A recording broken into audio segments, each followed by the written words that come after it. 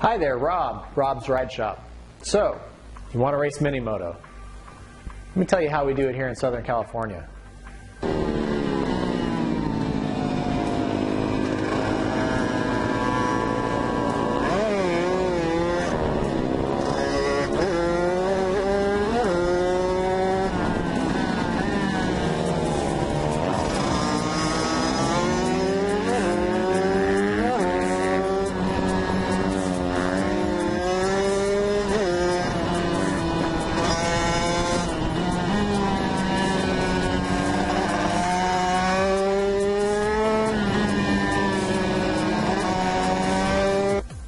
So here we have a Kx65.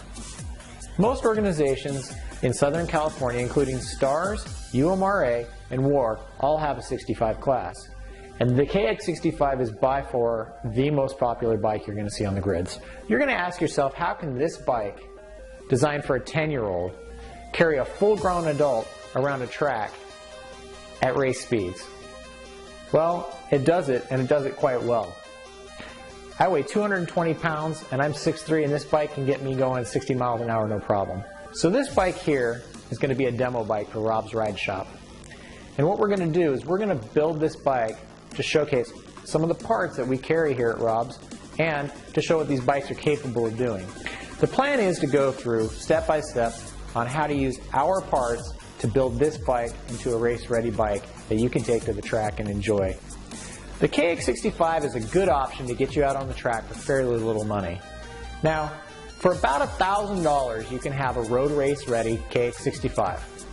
What most guys do to set this bike up for road racing on the cheap is to take a rear wheel and relace it for the front wheel. Now this will allow you to have a front and rear 12-inch wheel.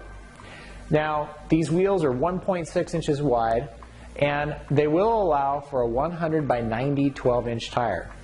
Now, it's a good option, but one of the issues we do run into is that the beads will not seat as well on these rims as they would with a wider rim. So sometimes you get out on the track, you might have a little hop. When going with the cheap option, the suspension on these bikes is typically set up by putting in heavier oil and a spacer up on the top of the spring to help stiffen up these springs for the road racing that we do. In the rear end, what they'll typically do is replace the stock spring and shock setup with an SV650 shock or a ZX6R shock. So this bike here, we're going to go with a little higher dollar build. We want to showcase some of the parts that we carry here at Rob's Ride Shop and show you how you can get out on the track racing for relatively little money but have a really well set up bike. So most guys, you're going to find when these bikes have been set up properly that the front wheel will be a 2.15 inch front wheel and the rear will be a 2.5 inch rear. Now what this allows for is proper bead set on these tires, and it'll allow for a better, smoother ride with more control, and you get a better contact patch. Common tires that are run on these bikes are going to be Dunlop TT93s. A lot of guys now like the Mitas MC35s. I personally like a soft compound tire because with my weight I find that it instills more confidence in my cornering. But a lot of guys prefer the medium compound tires because the life is longer.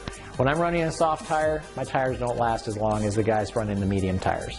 Now with these wheel setups, what they allow for is in the front, you're going to run the same size tires you would run with that 1.6 inch wide wheel. That's the 100 by 90 by 12. And in the rear though, you're going to run a much wider tire. It's going to be a 120/80 12. So that actually allows for a lot better contact and a lot better grip. So when the front forks on these bikes have been set up properly, what we typically do is weld all the dampening holes shut, and then we drill one new one. Now what this allows is for slower dampening to slow down the reaction of the forks for while we're road racing.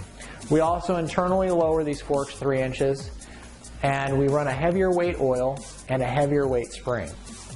In the rear of the bike, we're going to do the standard SV650 shock. On this bike though, I think we're going to go ahead and go with the ZX6R shock because it's going to be carrying around my heavier weight. Now, One of the issues with the ZX6R shock is that it actually has a reservoir on it that requires us to remove the airbox. A lot of guys don't like removing the air boxes because then you have to run a pod filter, you got to mess with the jetting, and a lot of guys find that the bikes actually run better with the stock airbox.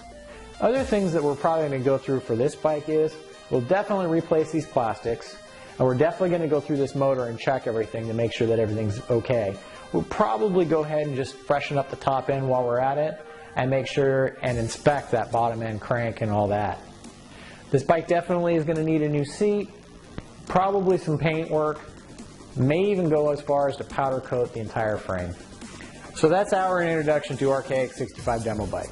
So subscribe so you can watch while we transform this dirt bike into a road racing machine.